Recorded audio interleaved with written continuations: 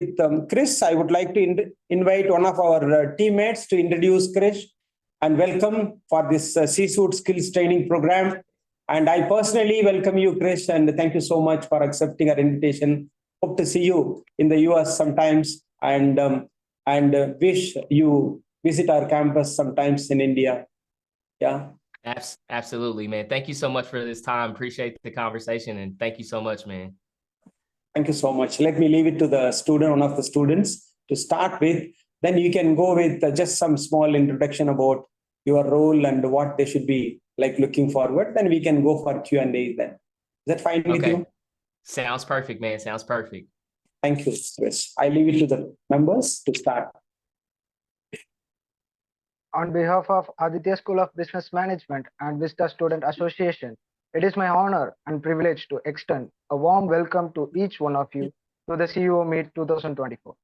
Today, we are thrilled to have with us Mr. Chris Ortega, the distinguished founder, CEO, and fractional CFO at Fresh FP&A. With over 2 decades of invaluable experience in executive finance across diverse industries and roles, Mr. Ortega brings a wealth of knowledge and insights to our virtual gathering. This event marks a significant opportunity for us to engage with a seasoned professional, to learn from his expertise and to gain inspiration from his journey in the world of business. I encourage all of us today to actively participate and ask questions and absorb as much as we can from today's session. Once again, I welcome you all to the CEO Meet 2024. Thank you for joining us. Thank you. Yes, Chris, over to you now. Maybe you want to start with? Yeah. So first and foremost, man, thank you. I know it's late your time over there in India, but I really appreciate it. Thanks for the great warm introductions. Tell you a little bit more about myself. I grew up here in Indiana in a single parent background with me, my mom, and my sister. So I didn't grow up with a silver spoon. I grew up poor. I grew up trying to figure everything out in my career. As I got throughout my career, there's a lot of great things that I've learned when I was in finance, when I was building organizations and scaling organizations that I'm looking forward to share with you. As the great leader said, like last year, I was part of this program and I reached out and said, hey, man, I really had such a great conversation. The students had really great questions. So I'm looking forward to helping out, support, any insights that I can help provide. That way you guys are enabled and empowered to continue to go down your professional career. It's a different time, it's a different opportunity, and really looking forward to answering any questions that you may have. So thank you again for having me. Thank you for your time. Thank you for being here, and looking forward to having a great conversation. Krish, maybe you can start with the C-suite skills, for the freshers. You are from Fresh, that institution. So maybe you want to start with for the freshers. They are just MBA fresh students. They have not started any kind of industry experience yet. So as a base for the MBA student, what are the skills or what they should do now fundamentally to get ready for the C-suite positions? Maybe you can. Yes. So that's a great question. I think one of the things that you can prepare yourself right now is technology. Technology right now is moving a mile a minute. You got BART, you got Gemini, you've got Mindshift, you got all these different generative AI technologies that really provide a lot of value in terms of leveraging up your expertise. So if there was one area that I would enable and make sure you all focus on is really increasing your technology skills. When I look at it specifically for the clients that we help support at Fresh FP&A, we couldn't scale without technology. And that's always been a cornerstone pillar for myself and the teams that I've built over my 20 years experience is really adapting and learning technology. A lot of times when you look at CFOs and you look at finance professionals, typically they're laggards when it comes to technology. We're later on down the line when we implement some of these tools. And I think that needs to change. A second area that I think you should focus on is really developing those soft skills. Technology, like I mentioned before, but being a great communicator, being a great collaborator, turning complexity into clarity for your business partners, those are really great skills. And I can tell you, when I throughout my undergrad, throughout my MBA, those are skills that I never took a class in teaching. Like I never took a class on how to be a great communicator or how to be a great collaborator or how to turn complexity into clarity for people. So I think that's the second area of focus as you continue to develop your skills. Find ways, find opportunities to really leverage those soft skills. And I think the third one that I would share that you should be focused on is don't get so focused on like the titles and the money and like all those what I call like vanity things, right? Like when I look back at my career, even now today as CEO of Fresh FP&A, I'm not focused like on power. I'm not focused on money. I'm focused on people. I'm focused on impact, and I'm focused on purpose, right? So make sure when you start your career, you're a sponge, man. You're looking at opportunities to learn. Don't let your motivations be, oh, I want to have this title, or I want to have this amount of money, or I want to have this amount of power. All those things will come. Find your North Star, find what motivates you, find your purpose, find your passion, find where you can make an impact. And when you focus on those areas, that's really where you have a complete, not only professional life, but life overall. So I think those would be my really three insights to focus on: technology, developing those soft skills, and making sure you find your purpose, your passion, and your impact as you start your journey. So that would be my insights that I would provide. Thank you. Let's go to the question. Next question. Yeah.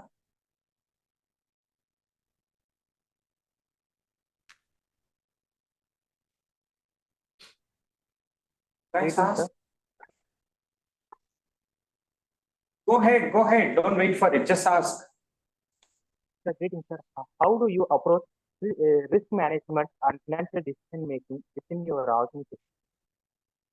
Yeah, so good question. How do I approach decision making and inside of my team? So like I do have a team of people. So a lot of times with my other fractional teams, if there's I take this from Jeff Bezos. I think Jeff Bezos had a really great example of how to make decisions. If it's a two-way door, so imagine a door you can go in and a door you can come back through, right? Those decisions can be made quickly, right? I can come back from that decision. If I make a decision and it doesn't pan out, I can come back through that door. So those type of two-way doors decisions, make those quick. Don't think about it, make it and figure it out as you're going through it. Now, if it's a one-way door that I know if I go through this door, I can't come back, I take some time. I make sure I involve my team. I make sure like I leverage my network of people that I know, CEOs across the globe that I know, because those are decisions that are going to have a monumental impact across your business. So it's really about prioritization. And you know, as I'm the CEO of the business, there's sometimes I make decisions where it's like I don't have that input. I'm like, this is the direction we're going to go. This is where we're going to execute, and I expect my team to fall in line and help support and go down with that. So decision making is critical, but you don't want to spend too much time like analyzing a decision and instead of making it, because that could be a detriment to your business. That could be a detriment to yourself. So you definitely want to have a good balance and prioritize, okay, what decisions are two-way doors? I can come in and I can come back out. Which decisions are going to be one-way doors? So that's been a great philosophy I learned from Jeff Bezos, and it's been really helpful for me in building Fresh FP&A.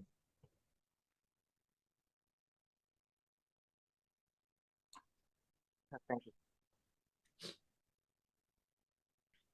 Greetings, Mr. Chris. I'm Sarvesh. I want to ask you, what are the primary responsibilities and duties a CFO within an organization should possess? Yeah, I think that's a great question. I think, you know, the responsibilities that a CEO or CFO is gonna have inside of an organization, it's gonna vary. You know, for me, my job is a little bit different compared to the other fractional CFOs on part of my team. They're 100% client focused, so they're doing all the CFO work. My role is a little bit different because I'm like the CEO of Fresh FP&A, but I also have clients as well too. So my day and responsibilities vary. Sometimes, you know, I got the CEO hat and I'm thinking very strategic about the business. I'm talking with our sales group. I'm talking with our marketing group. I'm talking with our development groups. I'm talking with our operations people. So a lot of times in my day, I'm operationally and tactically focused.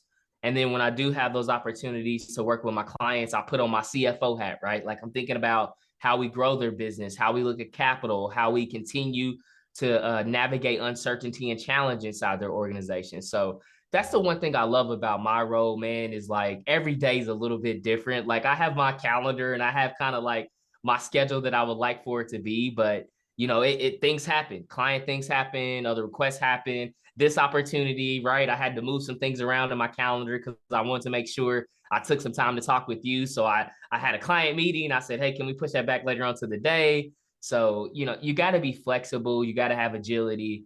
But to directly answer your question, my role and responsibilities vary. When I've got that CFO hat, I'm really focused on the finance side, the growth side, the strategic side for my clients. When I put on that CEO hat, it's like strategically and tactically focused and building fresh FP&A. So it's a lot of hats to wear. Thank you, Mr. Chris. That was very insightful. Thanks, man. Thanks for your question.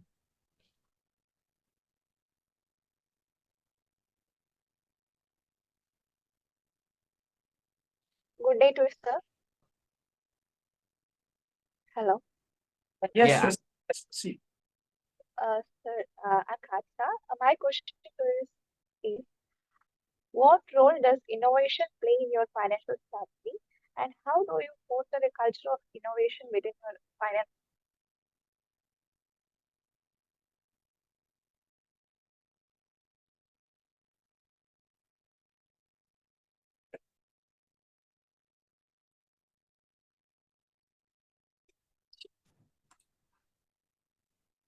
Sorry, I don't know if it closed on my side, but it just restarted. Can you guys hear me okay and see me okay? Yeah, fine, fantastic. Okay, cool. You want us to repeat the question? Yes, please. Karthika, please proceed. Yes, sir. Good day to you, sir. This is Katha. My question to you is, what role does innovation play in your financial strategy, and how do you foster a culture of innovation within your finance? Yeah. So what role does innovation play in my business, and what role do we put it inside of our finance? Yeah. Innovation is big, right? I think like when I started the business, when I started Fresh FP&A, right, one of the key pillars in starting the business is bringing innovation, bringing that fresh view on finance. That's why we bring the fresh part of it, is that we wanted to look at finance differently, right? I felt that finance was very traditional. It was the same like recipe of success and things that were done before. And I said, I want to do something different. So innovation is big for our team. One thing that we kind of focus on in innovation every Friday with all of my team, we have something called building time, which is basically 4 hours, basically the afternoon on everybody's Friday. And it's time for people to be innovative and build things, right? Like go build something. And that doesn't necessarily always have to be inside the business. Like go build something in your personal life, go build a process, go innovate on something, but spend time in thought. So that's been really helpful for us. I implemented that last year, and there's been some really great things that have come out of from that building time for our Fresh FP&A team, and also just out of people's lives. Like I've taken some building times, and I really learned like exposure triangles and different things from a creative perspective. I've taken some of the Friday building times, and I've been innovative in learning other technologies. So innovation is key. And as you go throughout your career, that is always my I want you guys to take away from, ladies and gentlemen, take away from that is always thinking about how you're innovating your skill set. Always think about how you're innovating your mindset, right? Because like what was done in the past, it may have been successful. I'm not discounting that some of the strategies and tactics that CFOs implemented before, they're still applicable. But how can you look at it from a different perspective? How can you take a fresh approach to innovation? So for us, that's how we do it inside of our business. The same way with our clients, we help support. We're thinking of innovative technologies. We're thinking of innovative solutions.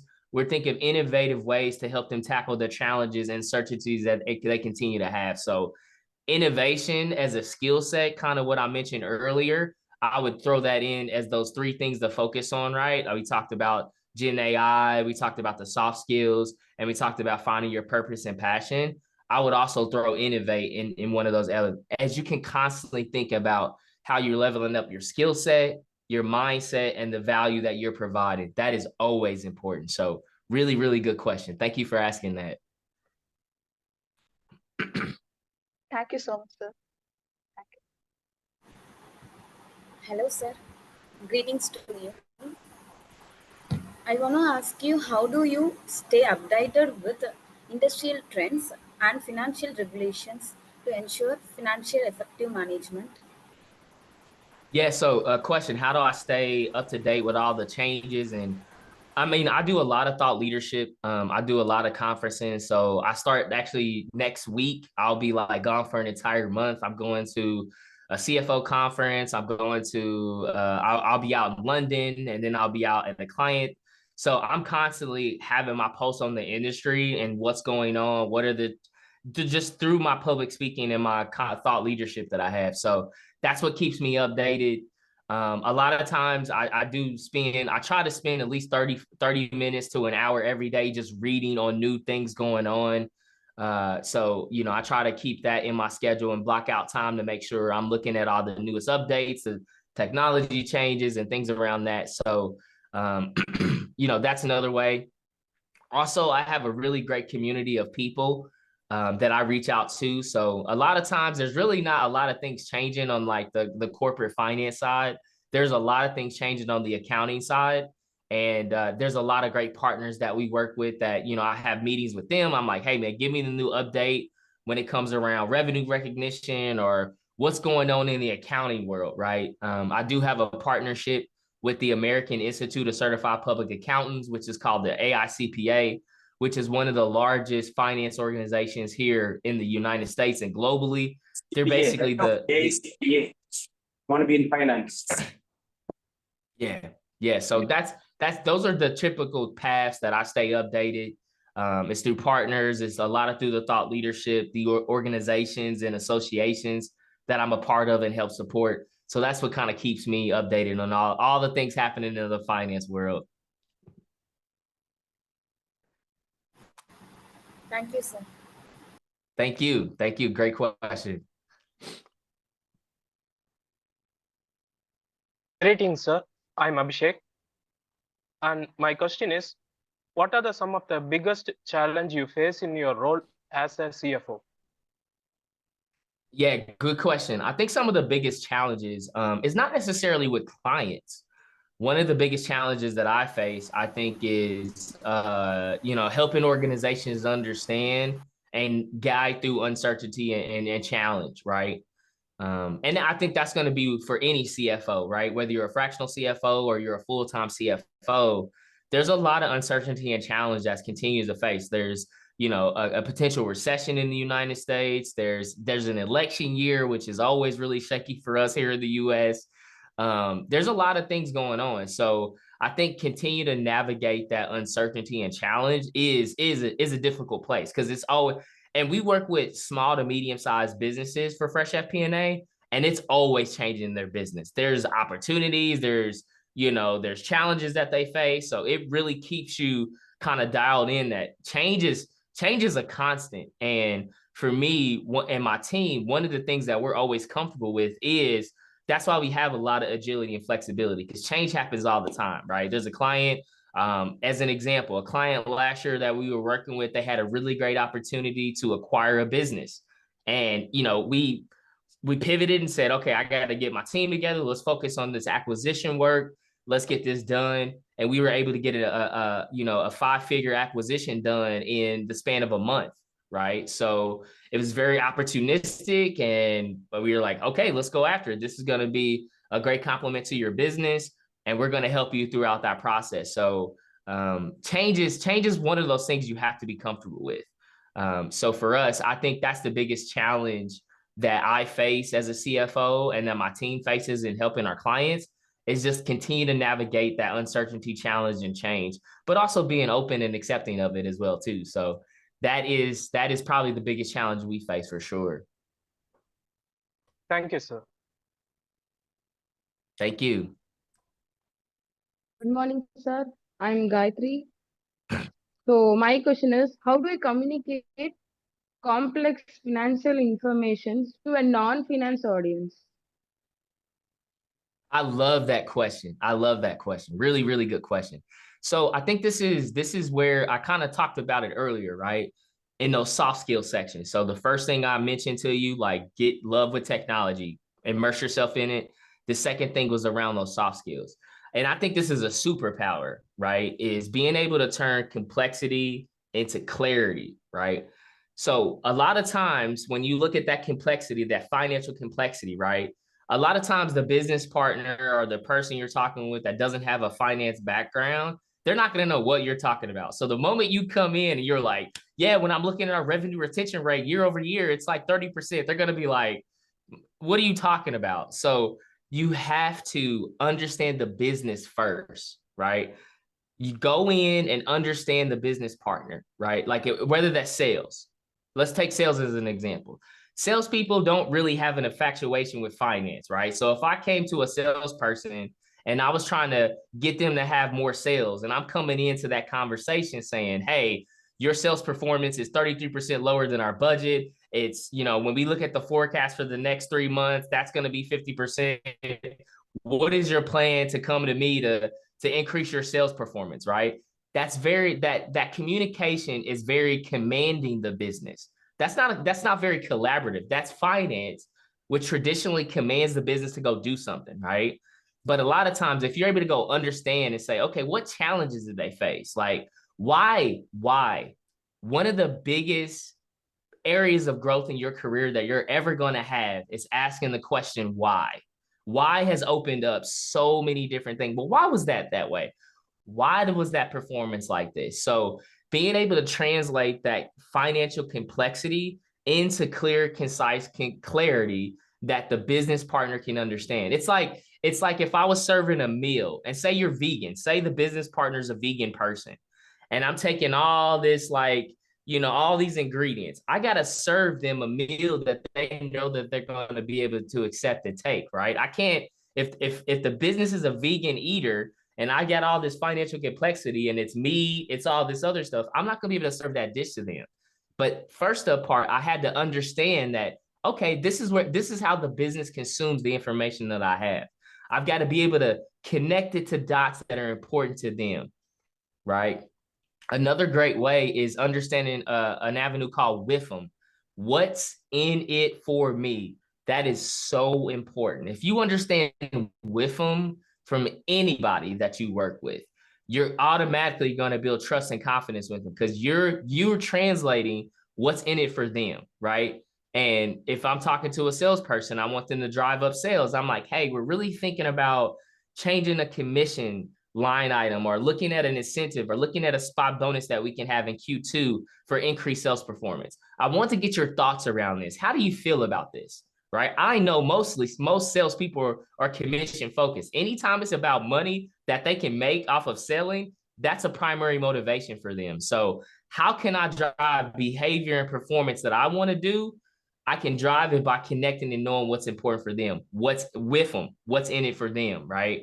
So I think those are really two important. And I love that question. And if you're thinking about going into finance, this is one of the most important areas. Do not be a finance person that translate finance to non-finance people. Be a business person that translate business to business professionals from the finance perspective. That's a completely different mindset. It's a completely different skill set to have. So that's how I would approach communicating finance with non-finance stakeholders. Yes, I want to ask you a question. You know, I know every second of your time is cash, right? Even we don't talk about profit, you want to talk about the cash, right? So that's very important. Absolutely. So what is your input for us, the students here? How to read a balance sheet or a profit and loss account? Or we so much speak today about profit center and the cost center, right? In organizations. As a finance expert, so what's your input on this particular area, and how do you scale every business, you know, into for their betterment and so on? Maybe your insights on this will help us a lot. Yeah. So I love this. Like I always say, and this is like my quote, right? Profits are a dream, cash is a reality, right? That's the most important thing. When you're looking at a lot of high growth and looking over my 20 years experience in building high growth finance organizations, cash was everything. even now today, when I wake up, the first thing that I look at for our clients is looking at their cash burn, their cash runway, and how does their cash balances tie out to the forecast that we submitted for them, right? Because at the end of the day, like, if you profits don't matter if you can't pay payroll next week, right? If you can't pay your vendors, if you can't pay your employees, or you don't have enough cash for the next, I would say 12 to 18 months, none of that matters from a P&L perspective. So really getting into cash. And this is where I challenge the traditional financial statements, right? When you look at the traditional statement of cash flow, right, it looks at it from an indirect method. So it's taking in net income, it's looking at the changes of accounts receivable. It doesn't make sense. When we work with clients, we look at directly your bank account. Your bank account had $10 and your bank account went to $8. What changed in that? What was the change? How much cash did you get in? How much cash did you take out? How can we accelerate more cash in? And how can we float as much cash going out? So in dealing with growing SMBs, small to medium-sized businesses that we work with, that is number one thing. And that's always a challenge that they're facing. How can they have more cash? How can they have more run rate? How can they get more investment into their business, whether that's through debt or whether that's through equity? Cash is everything. And as you can understand, I think to the lady's question that just asked before, if you can turn cash complexity into cash clarity, that's direct bottom line results, right? Like that's not finance being a number checker and doing this forecast for 5 years ago that nobody's going to care about. If you're able to translate to say, how can we better in our contract management process to have more favorable payment terms for us? That way we can accelerate cash faster, right? How can we make sure we align salaries and compensation to be more streamlined? And how can we align compensation plans to reflect that we can have more consistent planning around the cash that we're taking out? So the strategies, the tactics, the metrics, the milestones, the execution plans that you can help clients around cash conversion and increasing cash runway, absolutely a good, tremendous skill set. And for me, like, growing up poor, I had to manage cash. Like I didn't have an infinite amount of cash. If I wanted to go buy something, I'm like, man, I got $20. How am I going to I had to make sacrifice if I'm going to eat or if I'm going to buy this nice t-shirt, right? So cash is always one of those important areas for any business. And I think a lot of things that you can take that I've taken from my personal life and growing up have translated over to being a great just cash steward. And like I said, for our clients, cash burn, cash runway is probably two of the most important financial metrics we look at. And it's also one that I look at every day. And it's also one that keeps me up at night too. I've had some nightmares about cash before. Yeah, that's wonderful, Krish. I just have one more question, if you allow me. Yeah. Yeah. So, you are a fantastic stage presenter, and you are an influencer. And I see the public speaking you do, like after, I think, frankly, I tell you, after Obama, I think I admire the way you speak in the public. Yeah. Right? Such a wonderful public speaker. What is your tips for us, the students, to improve on their public speaking abilities and competencies? Maybe that will help them to improve on their public.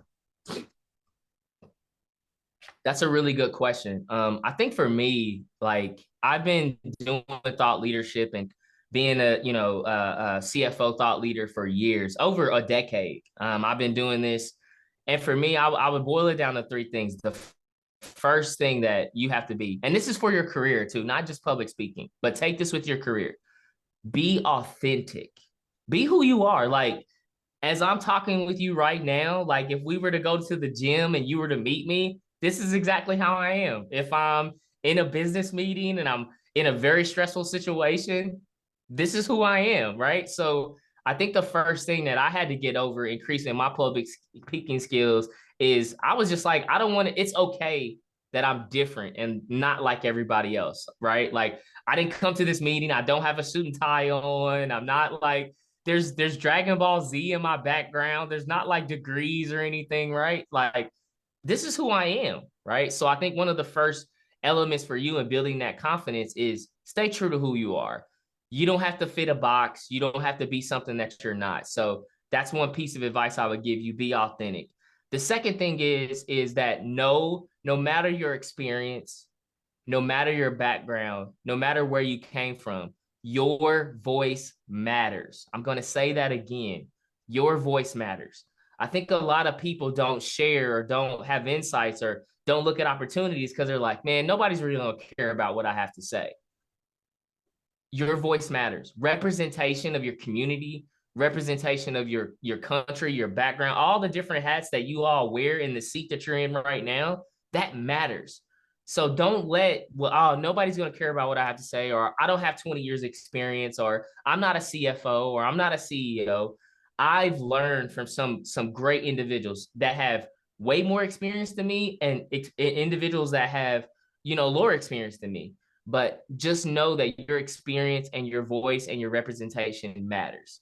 And I think the third piece in building, your public speaking and getting that confidence is, be a great storyteller, right? Like that's one thing I've always looked at in my career is like, I'm really good about sharing the experience that I've had in telling a story, right? Like with the cliffhanger and like, here's what I went through and here's the, I always like to have conversations, feel like it's part of a movie with people, right? Where you have like the build up, you have your climax, and then it's like the end of it. But is it the really end of it? Like, is it the credit scenes? Is it going to continue? So be able to be passionate about what you say. There's a lot of great leaders. There's a lot of great finance professionals. There's a lot of great CEOs that I meet and interview and have conversations with and sit across from. And the difference is like those people that are passionate about what they do, you can tell. It just boils off of them, right? And so people that are not, right, if they're very like, I'm not saying it's not a bad thing, but have that level of passion about your career. So for me, I would say those are really the three things, man. Be authentic to who you are, right? Stay true to who you are and know that that matters. The second thing is your voice, your representation, your skills and experience and passions, they matter. So don't be afraid to express those. And then the third piece of it is kind of, what I shared around making sure that you're open to new things and open to ideas, right? And being open to be passionate about sharing your story and sharing your journey through great storytelling. So those would be, I think, the three areas that I really leveraged. And for me, I was so another bonus in there, right? Like, I don't really get like, this is just conversation, you know what I mean? So I don't go into anything where I'm like, man, like, I've interviewed some really great people. I've sat across and been in meetings with highly influential billionaire people. And I'm just like, hey man, these people are just like me, right? They wake up, they have challenges, they have things that they want to accomplish, right? They probably shower, their showers are a lot nicer than mine, but these are just the same people in different journeys, right? We're on the same path, just different shoes and different views. So to me, that is how I've been able to really leverage public speaking and just be myself. So that's the advice I would share. That's wonderful. Just be yourself, right? Be yourself, man. Yeah, that's really wonderful. Thank you so much for your wonderful time. And I think if any last one question or one question, we'll go for it from the ground. Anybody? Yeah, I can take two more. So give me two more questions. Thank you so much. Thank you so much. Two more chances for you. Make it fast, quick. Time is funny and cash, especially, right? Yeah. Don't take his cash, okay? Just make it fast. Yes, sir. One more question from my side. Can you share any strategy or experience to talent management and succession planning? Your question was breaking up a little bit. What'd you say again? What do you think about today's talent management challenges, or succession planning and all those people are suffering so much in the industries today? Maybe your input on that, please.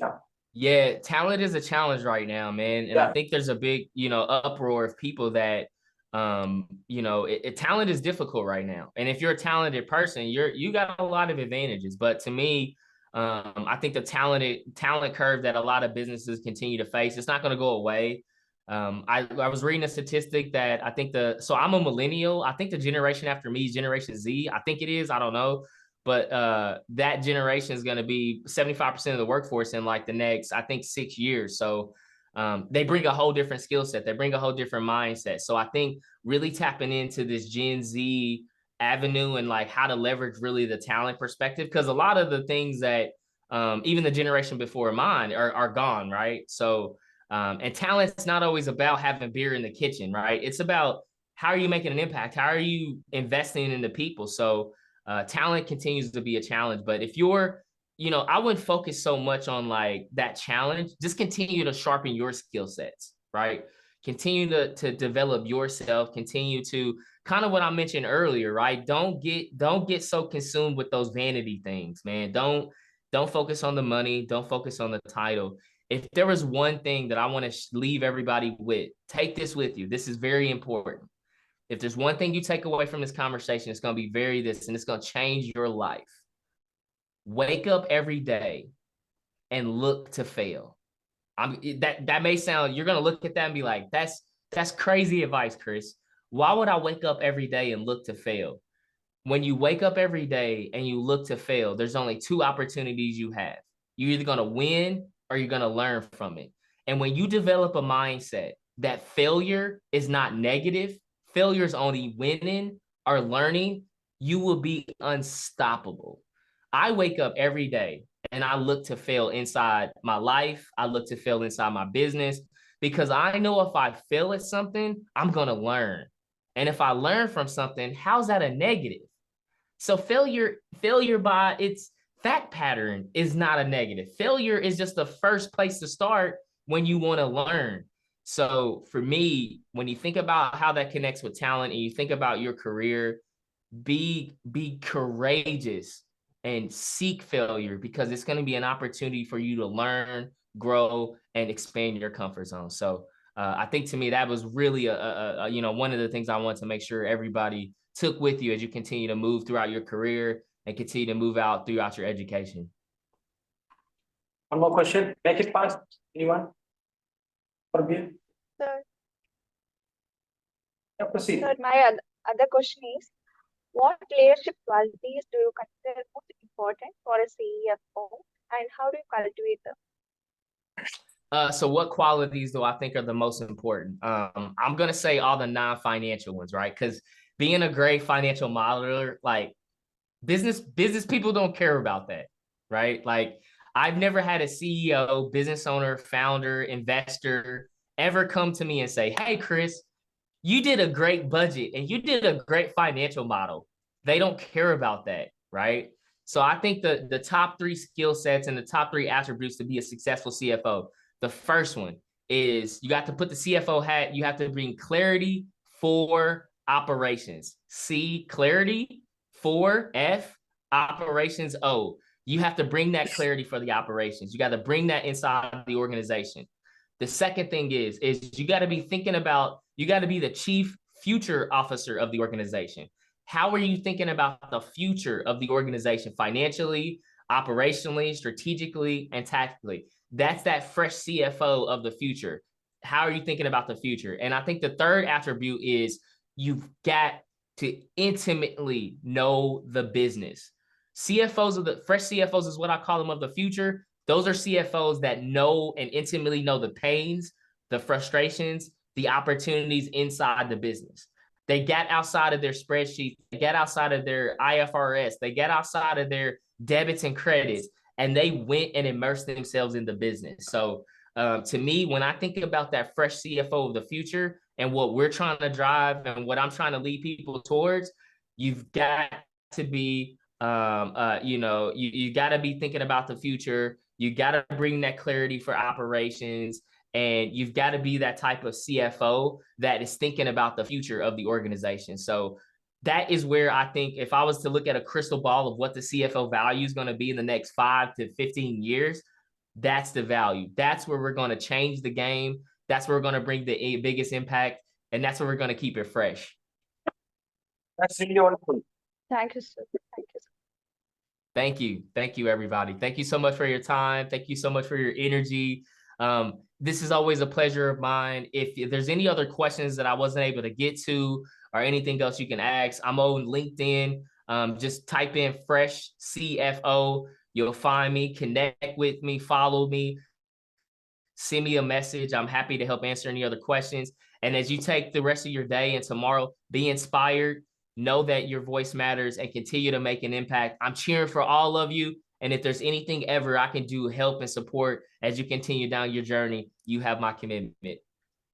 We just would like to have a story sometimes later. I will invite you one more day. So please give us the story that, which will be really, really inspiring for all our students and to me especially, because that is what the future, not just in the public speaking. Storytelling is everything. People are just moving towards it. Please give us another slot when you have time so we can start to have that exclusively for storytelling. So that absolutely, yeah, we want to learn absolutely. from you. Yeah. Yeah, that's a skill set, man. I'm happy to schedule some time later on this year, or Yeah, we'll find some sure. time on the calendar to dive deep into that. And yeah, definitely. Yeah, when you're free, then we can. I will get your slot and we'll start to work on it. Thank you so much, Awesome. Suresh, and have a great day and happy Easter and wonderful. Thank you. Talking to you. Thank you. We really, really miss you, and thank you so much. Thank you, everybody. Enjoy your night. Thank you for staying up late. Thank you. Enjoy your weekend. Enjoy the rest of your week. And if there's, like I said, if there's anything I can do to help and support, you have me as a resource. Keep inspired. Keep pushing. I'm cheering for all y'all. Let's get it. Let's go. Thank you, sir. Thank you, sir. Thank you, sir. See ya.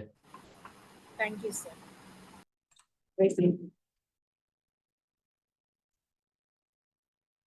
Bye. Yes.